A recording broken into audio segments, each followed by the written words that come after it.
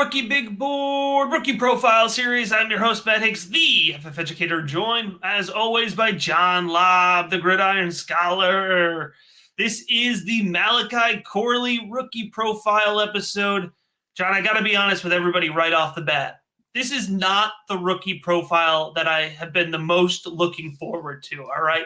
I've been dreading it a little bit, and I'll tell you why. Because there's a ton of Malachi Corley steam out there on our video comments, in the Rookie Big Board Discord. Everybody's talking about Malachi Corley, and I feel partially responsible. John, remember we profiled him going into this season as one of our favorite Devy guys, as a CFF guy. Like, we've been hyping up Malachi Corley, and I just feel like we may have gone too far. All of us, the capital we, as a consensus. And we're going to get into why here, because there is plenty to like about Malachi Corley, and there's a ton of upside to his projection as a rookie prospect. So we'll get into the background, we'll get into the stats, and then we'll put it all together at the end to talk fantasy football projection. But why don't you start us off, John, by giving us the background here on Malachi Corley, the wide receiver out of Western Kentucky?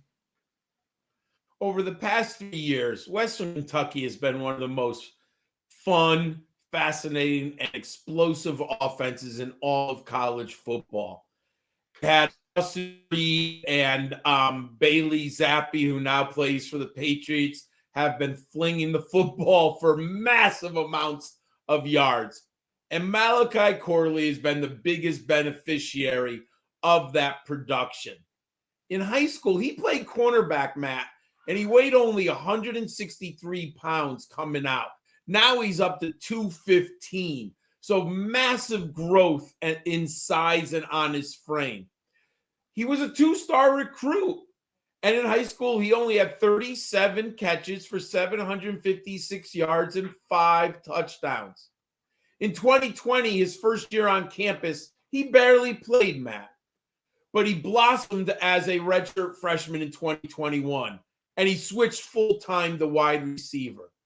That year, he had 73 catches for 691 yards. This is going to foretell a trend.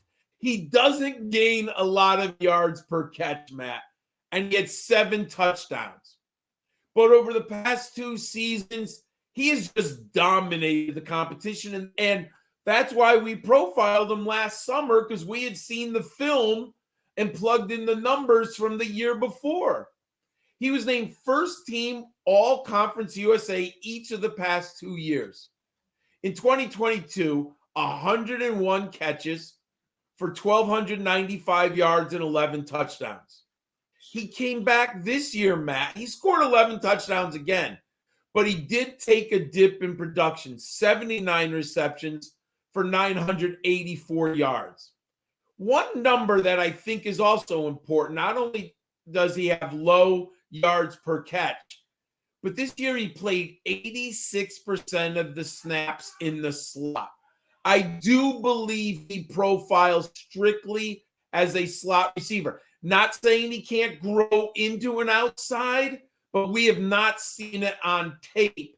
And he doesn't run those routes against press coverage a lot. So I think you're looking at least early in his career, a pro slot, professional slot receiver. In 49 games in his career, he had 32 starts, and he posted some incredible numbers. 259 receptions, 3,033 yards, and 29 touchdowns. For the Hilltoppers, he set a mark in receptions. He was second in touchdowns and third in receiving yards. So, Matt, the volume production is there. I'm going to talk about efficiency numbers later when we look at his model. But what do you see when you broke down film and studied Malachi Corley?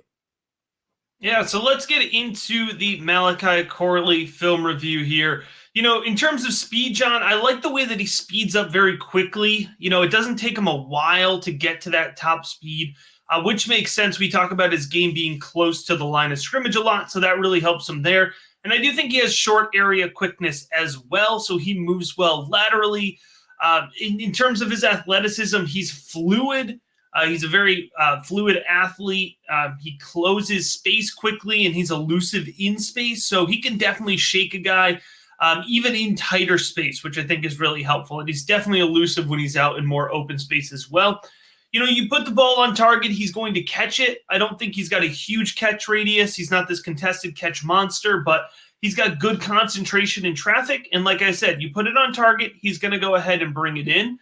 But when we talk about his route running, John, you're going to see primarily his targets are in the short field. They're in the flat. You're going to see really simple drag routes, an out route. When he gets into the deep field, it's mostly on posts. I wouldn't call him technically refined, but also, you almost don't want to totally knock him for it because I don't think Western Kentucky was looking for him to be technically refined, right? The Western Kentucky offense is a real kind of pure air raid style offense, right? It's high volume. They're getting the ball out quickly. And Malachi Corley has been very successful in being that underneath target for the air raid offense. Like you said, through Austin Reed this past year, but also then a few great years with Bailey Zappi. And so he's had tremendous production. And he's done what the Hilltoppers have asked him to do. It's just not super technically refined or suggests that he'll be able to quickly adjust to the NFL in a more expanded type route tree. So exactly what you were alluding to, John, with kind of where you feel like he could fit in the NFL.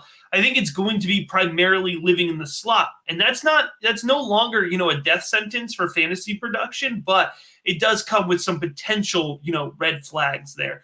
But here's the big thing, and here's what folks get really excited about. Maybe I buried a lead a little bit, but the yards after the catch. He's dangerous. He is dangerous with the ball in his hands after the catch.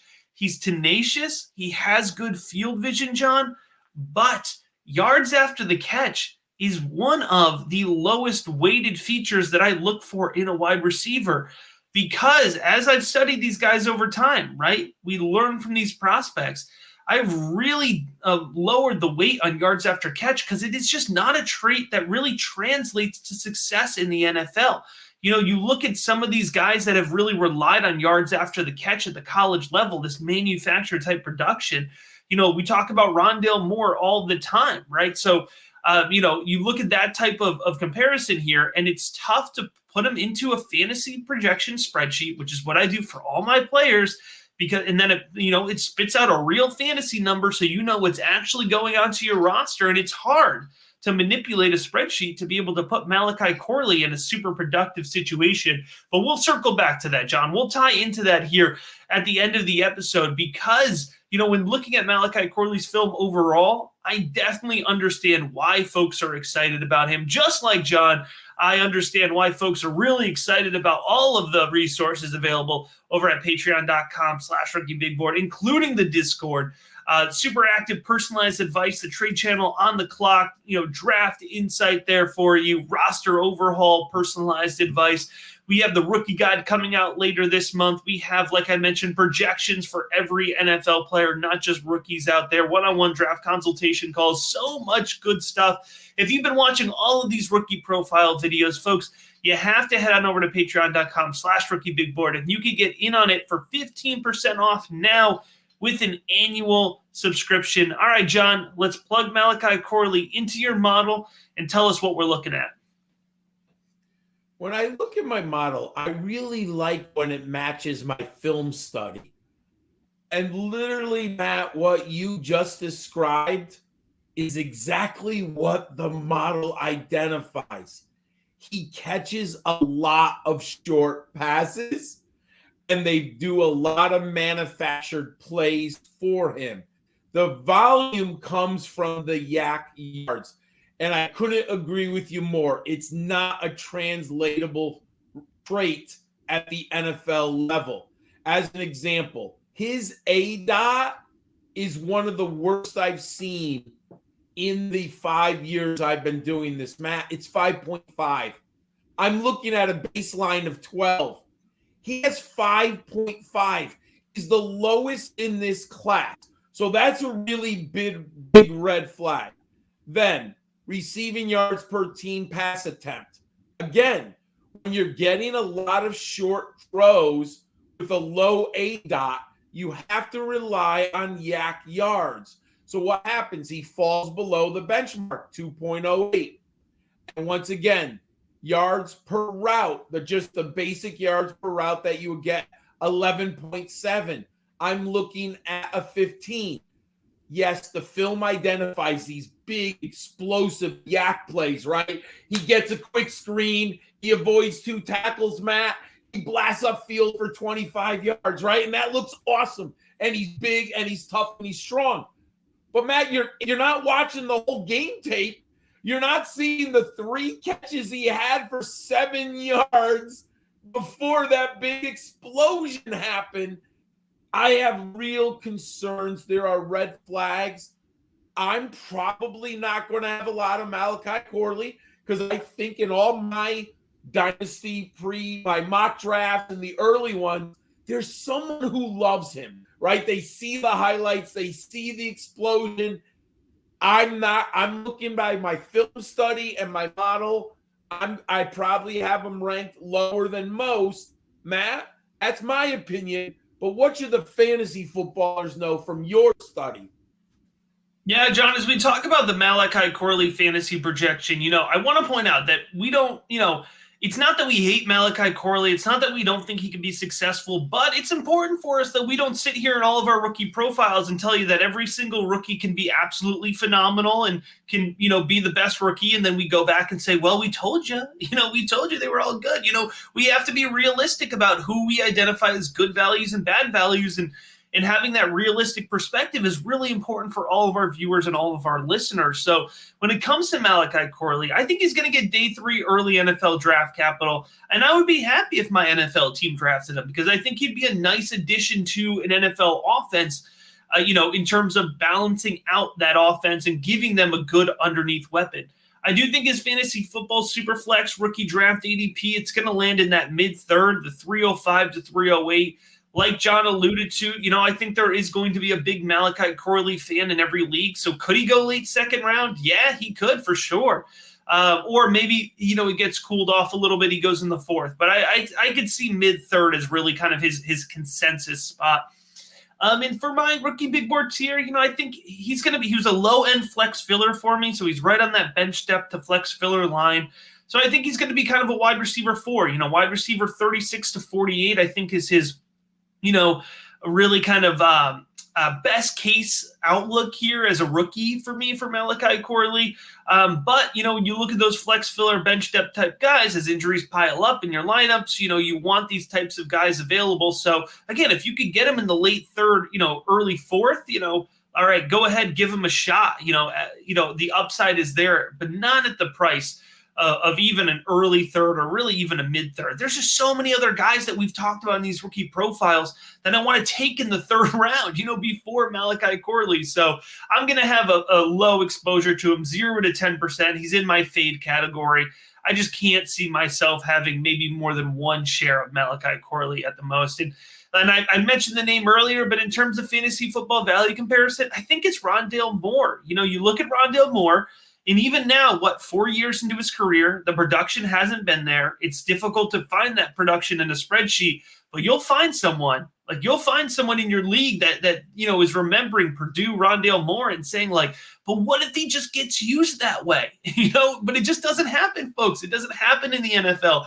Highly manufactured guys, they just don't get hyper-targeted in the NFL. You have to earn those targets in a different way. You're no longer big man on campus, right? And especially when you don't get early draft capital, which I don't expect Malachi Corley to do. So I have reservations about Malachi Corley. But, John, I hope he hits. I hope he has a great career. And I hope he really contributes to an NFL and a fantasy football team, John, just like, all the great resources available at patreon.com/rookiebigboard can contribute to winning a fantasy championship. Make sure to head on over.